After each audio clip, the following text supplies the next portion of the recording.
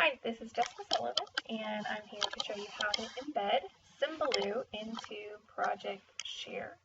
First, let me tell you how excited I was to finally discover Symbaloo. I know it has been around for a while, but I have just figured out how amazing it is, especially for Project Share, and how easy it is to update, and you don't even have to show your kids how to get on Symbaloo or anything like that. You can just have them always go to your Project Share website, and they can access Symbaloo from there, and then within a couple of clicks you can constantly be updating which links you want to send them to, games or whatnot, and it's just so easy. I can't believe it took me this long to find out about the wonderfulness of Symbaloo. If you've already figured out Symbaloo and you've been using it for years and years, congratulations. You are much cooler than I am. But hopefully I am hopping on that Symbaloo train and spreading the good news to everyone I can, and hopefully those of you that don't know about it will be Symbaloo groupies with me. So the first thing I'm going to do is show you about Symbaloo. And if you Google Symbaloo or you type in www.symbaloo.com, it's Symbaloo. And this is what you get.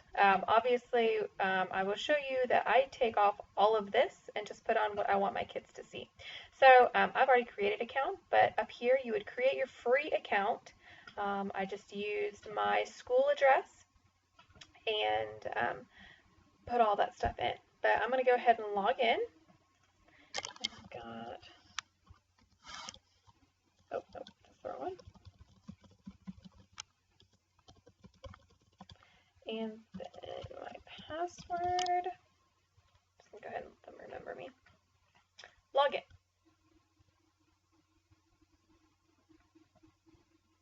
And here you can see up at the top, I created a Symbaloo page for each math teak, and I have plans to do the same thing with science if I have a lot of links that I want them to access.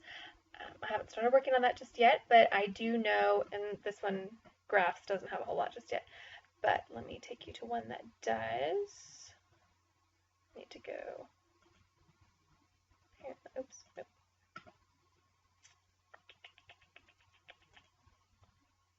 There we go. So place value. You see, the place value has a ton. I went to all of the goodies, you know, ABC, Cool Math, Shepherd Software. I went to all those websites that we already use, but you know, you have to tell the kids, you know, type in this website, and then I want you to go to this game, and then you have to make sure that they're doing it all, and you know, then there's a kid that mistypes something, and you know, it's just a mess. And you could do a tiny URL for it, but that's just an extra step. Whereas you could get the kids into the rhythm of going to your web page, and on your web page there's already this Symbaloo, and all you have to do is say, okay, you can pick, you know, from any of these games, or say I want you to play any of the green games or whatnot. And it's just, you know, it cuts out a lot of that error that could possibly be made and really gets them into the activity that you want them to work on.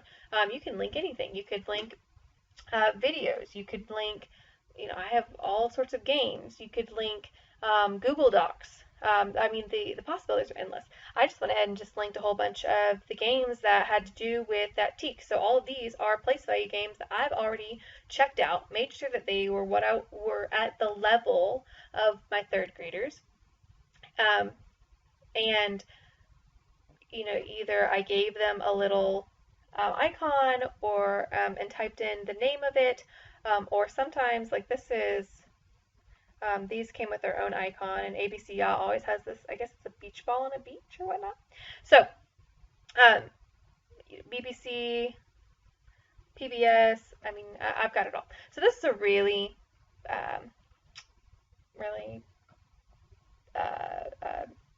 populated one. I'm going to show you how to create one and how easy it is. Like, this is stuff that you can do at home during your planning period. You can even do it on your phone or your tablet. I mean, it's so user friendly and it's so easy, and that's my big philosophy on technology and education, is it has to make my job easier and more effective, or else I'm not going to happen. So, so after you sign in, um, and if you noticed from when we first looked at the Symbaloo, when you first look at Symbaloo, it looks like, let's see if I can get it to pop up without, oh no. Let me see if I can log out. Okay, so here in the middle, sometimes it'll put Google or whatnot, and I'm going to show you how to change that. What you would need to do is go to Preferences. Oh, it wants me to sign in again. Oops.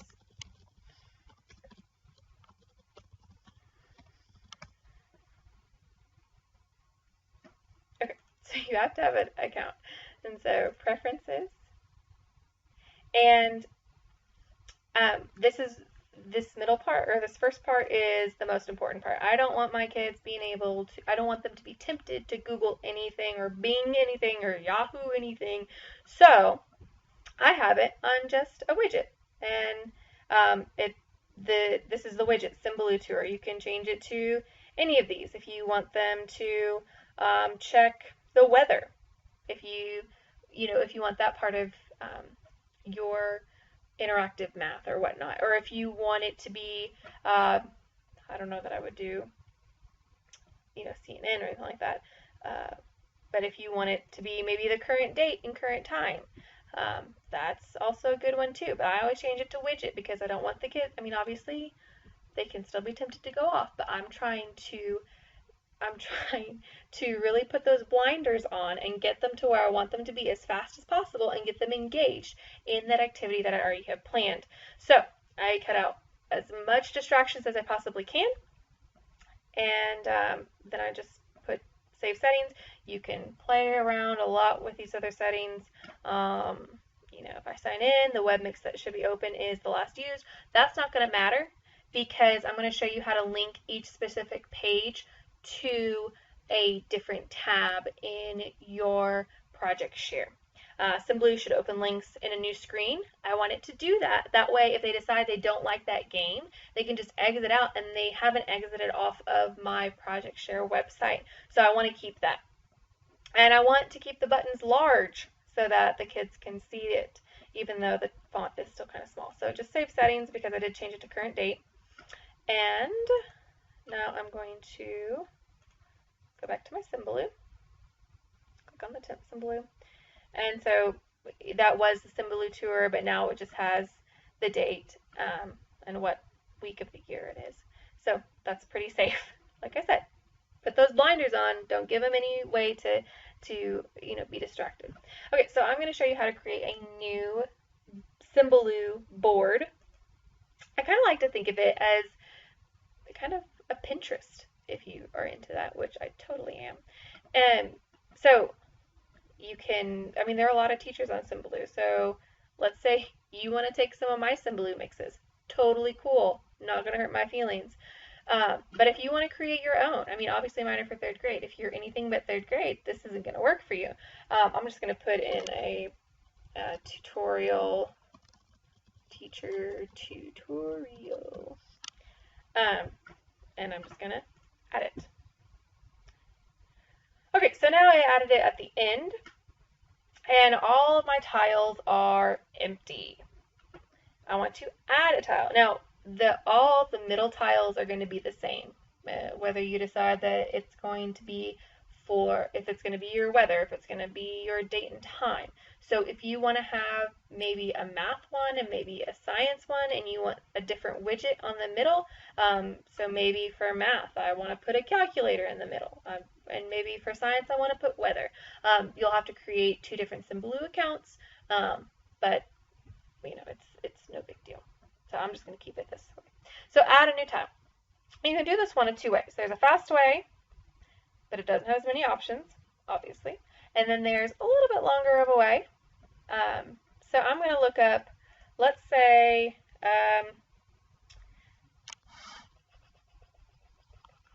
I'm going to do Padlet.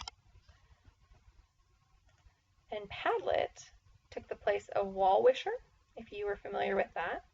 And I'm just going to keep it there. I'm not going to have the login or like that. So on this Add New Tile, you can either right click, and that's a quick add.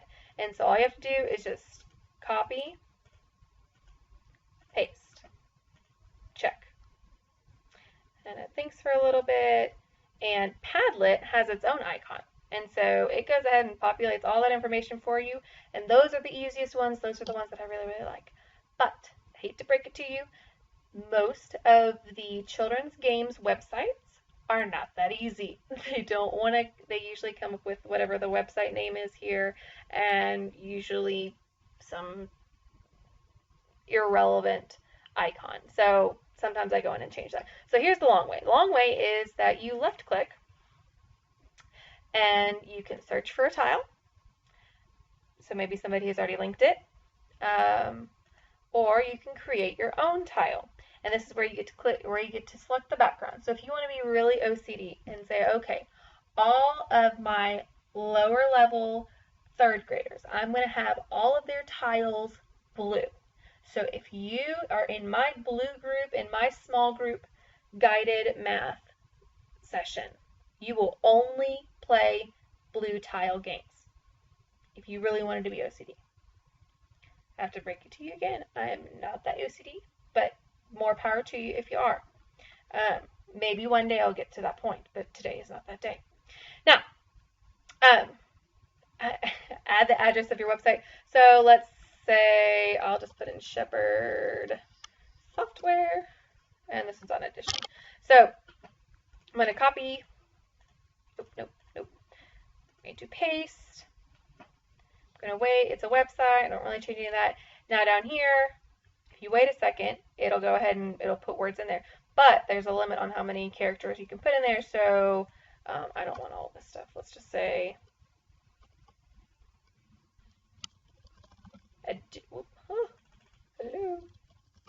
Edition Games. And yes, I do want to show the text.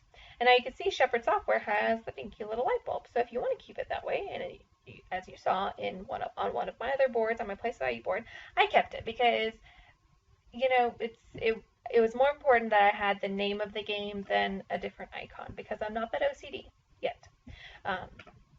You can change the background to all these different colors. You can change, if it's a black one, you can change it to, well, you can change the text color, but it's not letting me do it right now. Okay, and then you can either keep their icon. Some of them come with an icon, some of them don't. You can choose an icon. If you can upload an image. Let's say I'm going to put a target. That's another way that you could label all of your, you know, you're in the red group. And, you know, today I want you working on all the games with a target. I mean, you could become really super organized with this. I'm not there yet. Sometimes I think you can be a little over-organized because this is not a main part of my instruction. This is kind of more in a free time sort of way. So I'm more concerned with just having a lot of choices, giving them choices of what they want to play, whereas you could be a lot more structured with it. And then I'm just going to save it. Now this is black letters, so maybe I want to change it to white letters so it's a little bit easier to read. And I push save. All right, so now I have this. Now, how do I get it on my project share page? Well, it's rather easy. If you watched my video on how to embed a YouTube video, it is very similar. So what I'm going to do is I'm going to make sure that I am on the Symbaloo page or board that I want to share, because it's not going to share all of them. It's just going to share the one that I am on right now. So I'm going to share, And my well, they call it a web mix. I like to call it a board because it's similar to Pinterest, but to each his own.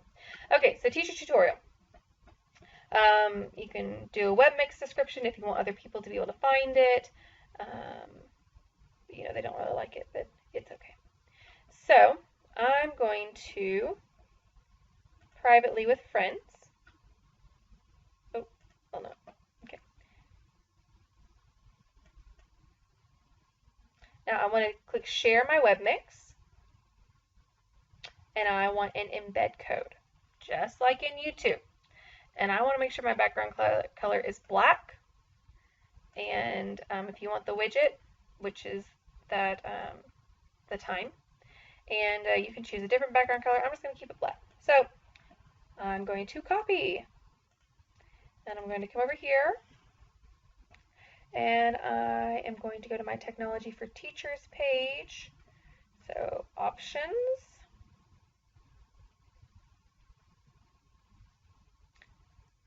loading, and go. All right, custom menu items, Technology for Teachers. I'm going to go ahead and edit.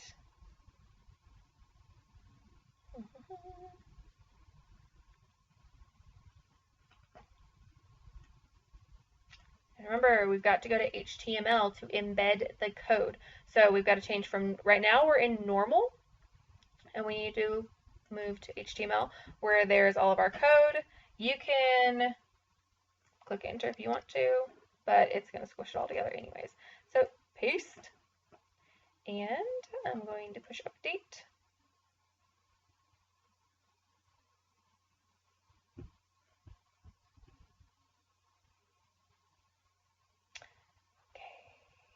And there we go. Now I'm going to go to my project share page. Remember, it is, I've hidden my Technology for Teachers so that not everybody can see it, especially not my parents, because, I want to impress them with my technology skills. So remember, the access code is TECH, T-E-C-H. And now you have Technology for Teachers, and you can click on that. And there is already my page, and down here is my new page that I created. Now, let me show you the really neat part that I am just falling more and more in love with Symbaloo for. Okay, so now let's say I go back to Symbaloo. And let's say, oh man, I found another really cool, let's say I want to put the new sub list on there, or how to get this up ASAP. Okay, so copy, go to my Symbaloo, add a new tile. You can use the quick way or the long way. Let's see what it does. Okay, so it comes up with its own picture, and so that's perfect. Sometimes, or most of the time, I'll try and do the quick way first, and then if it doesn't work, if it doesn't do what I want it to do, then I right-click it, and I can edit the picture and all that sort of stuff the long way using this set of settings. Okay, so now I've added something different. Well, it's not, oops, wrong way. It's not on here, but let me show you. If you click this refresh button, the web mix is updated. So now I go over here, and if I refresh over here, voila, it shows up. How easy is that? I don't have to worry about going in. As you can see, the whole loading part of Project Share took, a couple minutes off of my life. So I don't have to worry about going in and linking text, and even for my little babies in kindergarten and first grade where they can't read very well, it's just a mess. But for my kindergartners and my firsties and my second graders, you could just have them go by pictures, like just, I want you to play any of the games on the board, or I want you to play any of the red games on the board, and maybe all your red games are your place value games, or maybe all of your green tiles are your alphabet games. that color coding, I could see working wonders for the lower grade levels that can't really read. Whereas if you were to link them in, say, a document that I've heard of some people doing in, a folder, or linking them on your project share where they have to read the text. It's just, it doesn't work for the little kids that don't have those reading skills yet. And, even for some of my third graders who aren't that strong in reading, this really gives them a visual of what game they're supposed to be playing. And up here, I can just tell them to go to TEAC 3.2. And, most of them know their numbers. If not, I have it written on the board. And they just click on that, and they can play any of these games. And I click on a game, pulls up a new page, and I start playing. If they don't like it, just exit out. They're back on the same page. They don't have to worry about going back in. So, they have the choice of choosing whether that activity was too easy, too hard, and they can just play a game. So I love the fact that you can just update it from the Symbaloo page, and that Symbaloo is on so many different devices. You can upload it while you are, waiting in line at the grocery store. If you find something really, really cool, you can update it on a long car ride somewhere. You don't have to necessarily have your laptop or your desktop or your school computer in front of you, and that's why I love it. Like I said, my whole philosophy on technology is that it's going to make my teaching more effective and easier on me so I can spend more one-on-one time with my kids. If you have any other questions, I know this was a really long video, but I feel like it's really, really one of the things that I'm super excited about. I'm late to the party, but at least I showed up. So if you have any questions, please email me at jessica.sullivan@cfisd.net.